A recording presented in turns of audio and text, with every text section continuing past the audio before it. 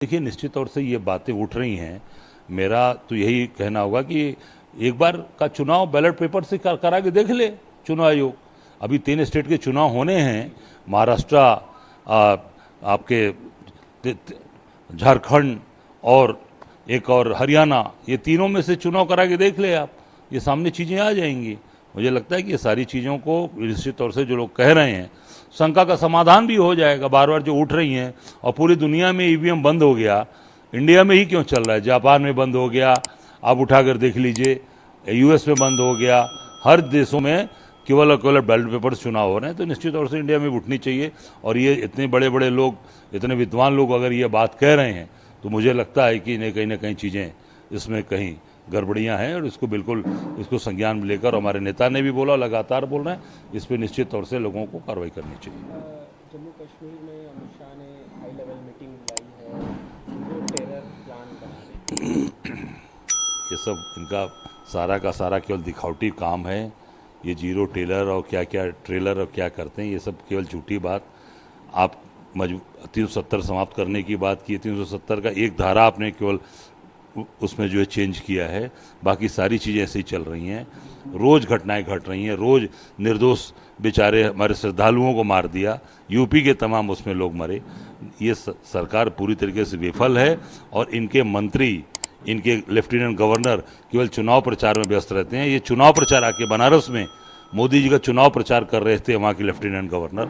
और निश्चित हम लोग ये बार बार चीज़ों कह रहे हैं कि आप उनका उस समय का प्रोटोकॉल देखिए कि बनारस गाजीपुर में कितनी बार दौड़ा किए हैं। इससे पता चल जाएगा कि उन्होंने जम्मू कश्मीर के प्रति अपने पद का, जिस पद पे है उसके पूरी तरीके से दायित्व का निर्वाह किया, या केवल मोदी जी को चुनाव जिताने के लिए लेफ्टिनेंट गवर्नर बन के आप काम कर रहे हैं मनोज सिन्हा जी।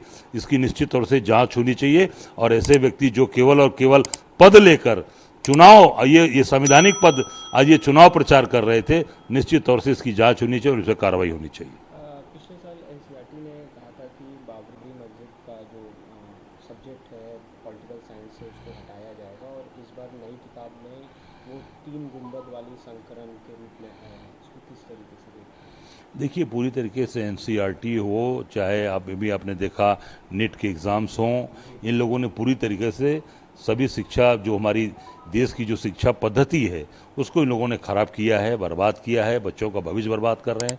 अब जो पढ़े लिखे बच्चे हैं, जो आज नेट के एग्ज़ाम्स दिए हैं, आज वो सड़कों पर धरना प्रदर्शन कर रहे हैं। वो आने वाला कल भविष्य डॉक्टर है हमारा, अब वो धरना प्रदर्शन, उसको पुलिस लाठियाँ चला रही है। इससे बड़ा दुर्भाग्य क्या होगा देश का? मैं समझता हूँ देश के लिए सबसे बड़ा दुर्भाग्य कि पूरे देश की शिक्षा पद्धति को बदलना, मेडिकल की चीज़ों को ख़राब करना, मेडिकल के एग्ज़ाम्स के अंदर भी पेपर लीक हो रहे हैं। पहले तो प्रदेश में पेपर लीक होते थे, सिपाही के पेपर लीक होते थे, आरओ के होते थे, 19 पेपर यूपी में लीक हुए। अब ये लीक का मामला केंद्र में चला गया, क्योंकि यही लोग हैं केंद्र में बैठे हैं, डबल इंजन, ट्रिपल इंजन। तो ये अब देखिए, डबल इंजन की सरकार, प्रदेश में लीक का मामला चल रहा था यूपी में, अब केंद्र में भी चल रहा है, और ये लगातार सरकार उस पर कोई कार्रवाई नहीं कर रही है। इसको तत्काल ये एग्ज़ाम से निरस्त करने चाहिए। और जो एनसीईआरटी के अंदर चेंजेस हैं, मैं समझता हूँ कि वो सारी चीज़ों को जो पूर्व की भांति हैं, उसको पूर्व की तरह लाके खड़ा करना चाहिए। केवल और केवल अपने आरएसएस का एजेंडा न सेट करें, उसमें सभी चीज़ों को उसमें समाहित कर और देश को, सभी बच्चों को सभी चीज़ों को जानकारी मिले। गुजरात दंगे के बारे में न पढ़ाने कई नई रणनीति तो नहीं है ऐसा कि गुजरात दंगे नहीं पढ़ाए? देखिए, ऐसा है, ये पूरी तरीके से मैंने कहा ना कि आरएसएस का एजेंडा ये सेट कर रहे हैं। आरएसएस के एजेंडे पे देश को और खासकर शिक्षा, हिंदुस्तान की शिक्षा पद्धति को न ले जाएं, क्योंकि अगर इस तरह से अगर चीज़ें करेंगे तो ये इसका अंजाम अच्छा नहीं होगा। यूपी की 10 विधानसभा सीटों पर चुनाव होने हैं, तो इस पर किस तरीके का? निश्चित तौर से इंडिया गठबंधन मिलकर लड़ेगा, और हम लोग मिलकर लड़ेंगे, और निश्चित 10 की 10 सीट जीतेंगे। क्या इसमें सीट शेयरिंग किस तरीके से? अब ये तय करेंगे हम लोग, तय आपस में बैठ के, हमारे प्रभारी महोदय, हम लोग और समाजवादी पार्टी के लोग बैठ के तय करेंगे, और 10 की 10 सीट जीतेंगे, ये आपको वादा कर रहा हूँ मैं।